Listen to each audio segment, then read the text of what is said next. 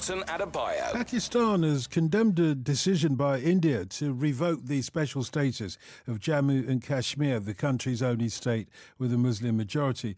The move will end Kashmir's right to make its own laws and mean that for the first time, people outside of Kashmir can buy property there. Well, reporter Rani Singh has travelled to the region many times and told me why we've seen this recent flare-up of tensions between India and Kashmir. What's happened just now is the most important thing that's happened in Kashmir forever, probably, in its history. And that is that India has revoked something called Article 370, which was introduced in 1949. And this law, Article 370, was giving the state of Jammu and Kashmir significant autonomy, special privileges, and it meant that permanent residents there had the exclusive right to own property, and they could get state government jobs. And all this has changed overnight. Also, at the same time, well, for a few days now, India's been really tightening its grip on what we call the valley. It's flooded the place with double the number of troops that it had before, that were there before, and it was already probably the most militarized zone in the world. And the place is under a curfew. The two chief ministers, one former one, two former chief ministers were placed under house arrest, and there's now no net access or mobile access, I suspect, outside of the security forces. I'm presuming we're talking about Indian-administered Kashmir, Yes. because, of course, it's jointly administered. And do the changes breach any agreement on the joint administration of the region as such? This Article 370 that's been breached, for example, does that conflict with the joint administration agreement? Would Pakistan have a say and take umbrage at what's happened now? Well, around the time of partition in 1947, both countries lay claim to Kashmir, and that's why it's an area of contest. But there is a sort of line of control, de facto line of control, that divides Pakistan-administered Kashmir from Indian-administered Kashmir. So essentially what Pakistan is saying is that this violates the Indian constitution, because Article 370 was not a gift, it was an agreement with the Kashmiris. They had a choice whether to join India or whether to join Pakistan. And the agreement was that they would do it with being granted Article 370. So that's why it's there in place. So Pakistan is sort of making lots of noise about this. However, India has been pretty much emasculating Indian-held Kashmir decade by decade, and there were already pretty draconian rules in place there. So I think that however much noise Pakistan may make, India will proceed with this, although there is likely to be a challenge in the Supreme Court in India. I'm presuming that India is doing this because it doesn't want Kashmir to be autonomous. However, it will know the ramifications. So why is it really doing this, and why now? Well, the BJP government in India did make a pledge at the time of election that it was going to do this, and of course it's known as the Hindu Nationalist Party. Kashmir, Jammu and Kashmir, is a Muslim majority state, and 60% Muslims, although there have been Hindus and Sikhs and others, Buddhists living there. And India is doing this, I think, really to kind of ameliorate and, if you like, neutralize the place a little bit. It is India's only Muslim majority state.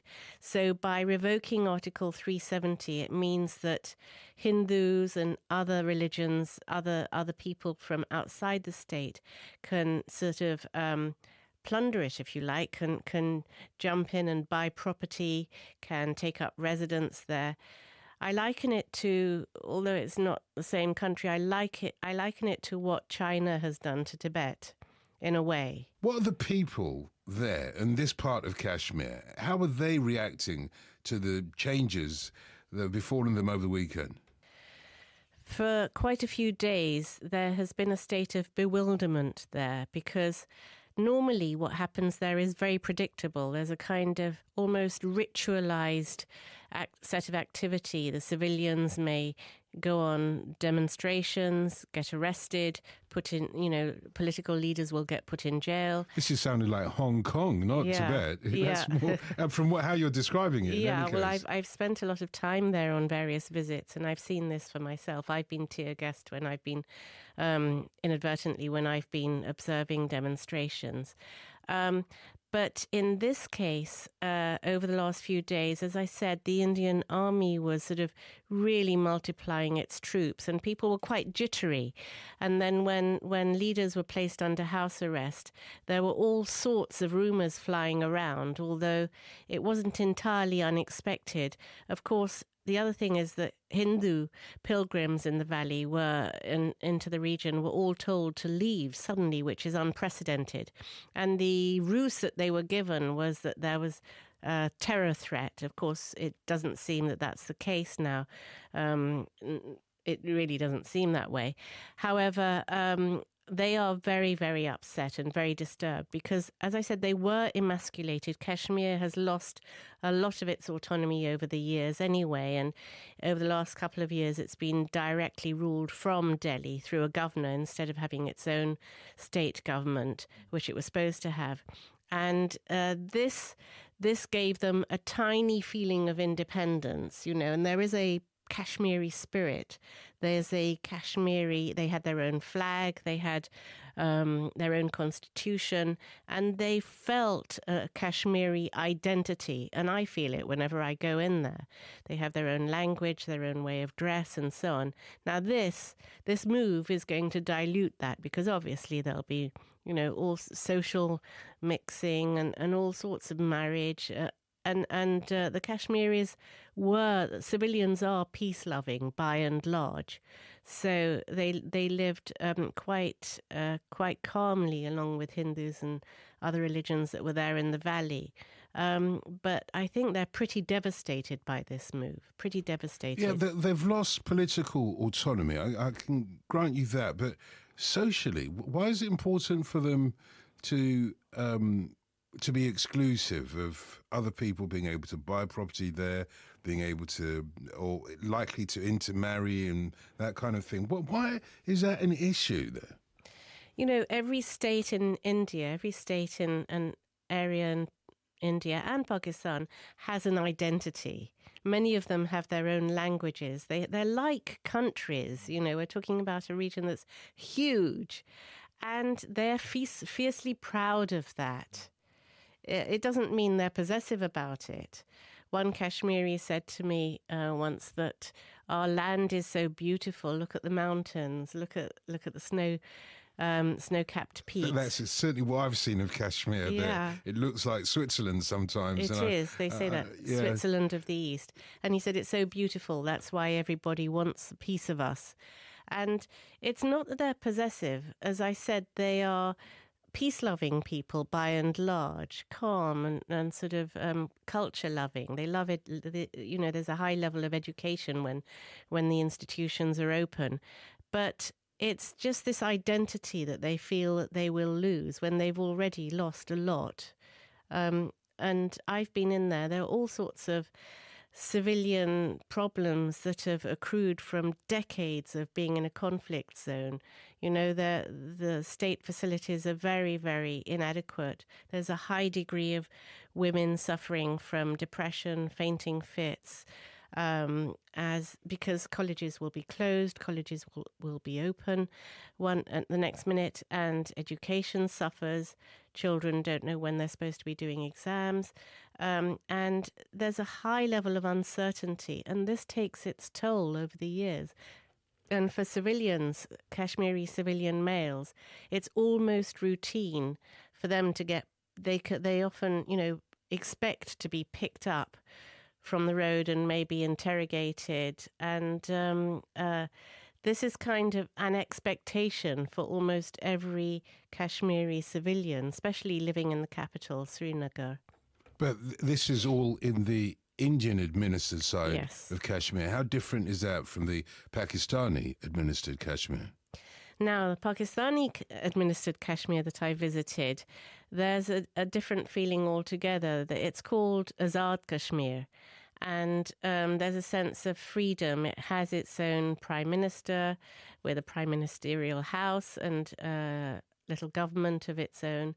And it's up at the line of control area. I did observe refugees on both sides, people who, fled to one side or the other, who did suffer from intermittent firing and, attacks across the line of control, and they're not in very good shape. But there is that tremendous feeling of freedom. You hardly see soldiers anywhere. You just see the beautiful mountains.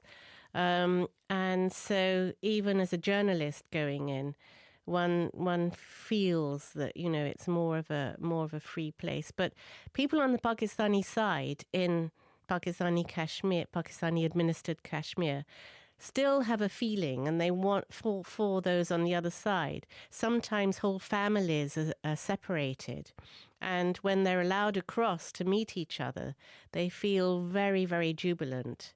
But otherwise, it's very, very tough for them.